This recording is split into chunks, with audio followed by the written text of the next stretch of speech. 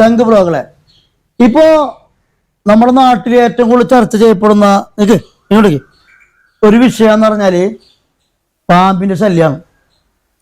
അപ്പൊ ഈ പാമ്പുകൾക്ക് മാളത്തിലിരിക്കാൻ പറ്റാത്ത ഒരവസ്ഥ, ശക്തമായ ചൂട് കാരണം മനുഷ്യന് ജനാല തുറന്നിട്ട് ഇരിക്കാൻ പറ്റാത്ത അവസ്ഥ.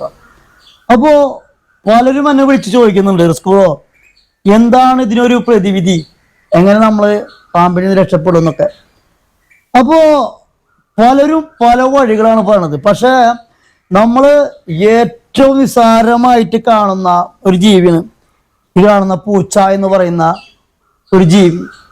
നമ്മൾ ഇതിനെ അകത്തോട്ട് കയറ്റാറില്ല, ആട്ടി ഓടിപ്പിക്കാനുള്ള പതിവ്.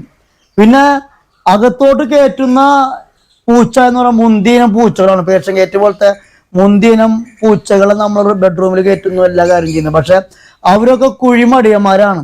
അവർ തീറ്റ തിന്നാ കിടന്നുറങ്ങുക എന്നുള്ള ചിന്ത മാത്രമേ അവർക്കുള്ളൂ. പക്ഷെ ഒരു സുപ്രഭാതത്തിലാണ് എൻ്റെ കണ്ണിൽ ഈ ഒരു ശ്രദ്ധ പെടുന്നത്. കാരണം എൻ്റെ വീടിൻ്റെ മതിലിൻ്റെ മൂലയിൽ നിന്നിട്ട് പൂച്ച ശക്തമായി സൗണ്ട് ഉണ്ടാക്കിയിട്ട് ഇങ്ങനെ നിൽക്കണം, ചീറ്റപ്പുലി പോലെ നിൽക്കണം. അപ്പം ഞാൻ ഇവിടെ സ്ഥിരമായിട്ട് പരിപാടി ഉണ്ട്, കാരണം നായ്ക്കളുമായിട്ട് തല്ലുകൂടുന്ന ഒരു പരിപാടി ഉണ്ട്. ഈ പൂച്ച ശക്തമായി ഇങ്ങനെ ഗർജിക്കണം. അപ്പൊ ഞാൻ സ്വാഭാവികമായിട്ട് ഒരു പട്ടികളൊക്കെ ആയിരിക്കും എന്നുള്ള രീതിയിൽ ഞാനത് മൈൻഡ് ചെയ്തില്ല. പിന്നീടും നിർത്താതെ വന്നിട്ട് ഞാൻ ഈ കാറിന്റെ ബാക്കിൽ വന്ന് നോക്കിയപ്പോ ഒരു ചെറിയൊരു വാല് കാണാം. ആ വാലെന്താണ്? പാമ്പിന്റെ വാല്. പാമ്പ് തിരിച്ചു പോണ ഒരു കാഴ്ച ഞാൻ കണ്ടത്. പക്ഷെ അപ്പോഴാണ് ഈ പൂച്ചയുടെ മഹത്വം എന്താണെന്ന് ഞാൻ മനസ്സിലാക്കി. കാര്യത്തില് ഈ പൂച്ചക്ക് ഇവിടുത്തെ പെണ്ണുങ്ങളെ പേടിയാണ്.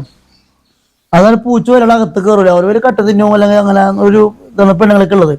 പക്ഷെ ഞാൻ റൂമിൽ കിടക്കുന്ന നേരത്ത് ഈ പൂച്ച ഞാൻ ജനാല തുറന്നിടുമ്പോൾ ജനാല വഴി അകത്ത് കയറും. അകത്ത് കയറി കഴിഞ്ഞാൽ കംപ്ലീറ്റ് മുക്കും മൂലയും നടന്നിട്ട് പൂച്ച പരിശോധിക്കും.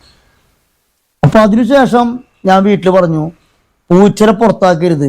കാരണം ഈറ്റിങ്ങള് അകത്തുണ്ടെങ്കിൽ കംപ്ലീറ്റ് മുക്കും മൂലകളും അവർ പരിശോധിക്കും. അപ്പൊ ഒരിക്കലും ഇഴജന്തുക്കൾക്കോ മറ്റുള്ള സംഭവങ്ങൾക്കോ റൂമിൽ കയറിയിരിക്കാൻ പറ്റില്ല, കാരണം അവർ വിടൂല. ആടാ അപ്പൊ അവനെ കണിക്ക്.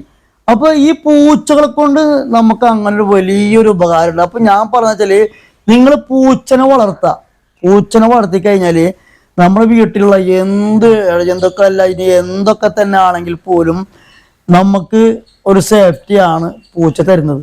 വളർത്തിനകത്ത് കയറ്റാൻ പറ്റില്ലല്ലോ.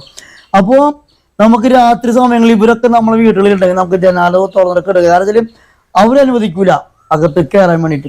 അപ്പൊ പാമ്പുകളിൽ നിന്ന് രക്ഷ നേടാൻ പൂച്ചനെ വളർത്തുക എന്നൊരു മാർഗം ഞങ്ങൾക്ക് ഉപദേശിക്കണം. കാരണം നിങ്ങളെ വീടിന് ഉമ്മർത്ത് പൂച്ചകളുണ്ടാവും, അറിയുന്ന പൂച്ചകളുണ്ടാവും. അപ്പൊ അവരെ അകത്ത് വരുമ്പോൾ അവരെ കുറിച്ച് അടുത്തിരുത്തി തീറ്റ കൊടുത്തു കഴിഞ്ഞാൽ അവരെ നന്ദി പ്രകടിപ്പിക്കും. അകത്ത് കയറാനുള്ള ഒരു സ്പേസ് കിട്ടിക്കഴിഞ്ഞാൽ അവര് കംപ്ലീറ്റ് എക്സസൈസ് പോലെ കംപ്ലീറ്റ് വീട് പരിശോധിക്കും. അപ്പോൾ നമുക്കൊരു ധൈര്യം കിട്ടും. അപ്പോൾ ഈ ഒരു ഉറുപ്പ് ചെലവില്ലാത്ത ഈ ഒരു സംഭവം പറയാനാണ് ഇപ്പൊ ഞാൻ വന്നത്. കാര്യത്തിൽ അത്രത്തോളം പാമ്പുള്ള ശല്യമാണ്. അപ്പൊ പാമ്പിൽ നിന്ന് രക്ഷ നേടാൻ പൂച്ചനെ വളർത്താം. സെക്യൂരിറ്റിക്കാർ കിട്ടാത്ത ഒരു പവർ പൂച്ച തരും. ഇതിന് പലരും പല ടിപ്സാണ് പറയണത്. അതൊന്നും വലിയ കഴമ്പുള്ളതല്ല, കാരണം നമ്മളെ കൊണ്ട് നടക്കാത്ത കഥകളാണ്. ഇത് നമുക്ക് വിശ്വസനീയമായിട്ടുള്ള ഒരു സംഭവമാണ്. അതിൽ നമ്മുടെ കൺമുന്നിൽ നിന്നുകൊണ്ട് തന്നെയാണ് ഇവര് കംപ്ലീറ്റ് അലമാരയുടെ മുക്ക്, അലമാരയുടെ മേല, സ്ലേബുകള് എന്ന് വേണ്ട കൊട്ട എന്തോ ആയിക്കോട്ടെ അവർ ഫുള്ള് പരിശോധിച്ച് റിസൾട്ട് തരും. ഇനി അതിൻ്റെ ഇടയിൽ എന്തെങ്കിലും കിടക്കുന്നുണ്ടോ അത് അവർ നമുക്ക് കാണിച്ചു തരും. അതല്ലെങ്കിൽ അവർ തന്നെ അതിനെ കീഴ്പ്പെടുത്തി നമ്മുടെ മുന്നിൽ ഇട്ടു തരും. പക്ഷെ അതും അല്ലെങ്കിൽ ഇവര് നമുക്ക് വേണ്ടി മരിക്കാൻ വരെ തയ്യാറാവും. അതാണ് പൂച്ച സ്നേഹം എന്ന് പറയുന്നത്. അവര് ആ പാമ്പിന്റെ കടി കൊണ്ട് അത് മരിക്കുമെന്നറിഞ്ഞാൽ പോലും അവര് നമുക്ക് വേണ്ടിയിട്ട് അവരുമായി ഫൈറ്റ് ചെയ്തിട്ട് മരിക്കാനും വരെ അവർ തയ്യാറാണെന്നുള്ളതാണ്. അപ്പൊ അത്രത്തോളം മനുഷ്യനെ സ്നേഹിക്കുന്ന ഒരു ജീവി തന്നെയാണ് ഈ പറയുന്ന പൂച്ച. അപ്പൊ പൂച്ചയെ സ്നേഹിക്കുക, പൂച്ചയെ വളർത്തുക, പാമ്പിൽ നിന്ന് രക്ഷ നേടാം. അപ്പൊ എല്ലാവരോടും നന്ദി, നമസ്കാരം. Okay, bye bye, see U.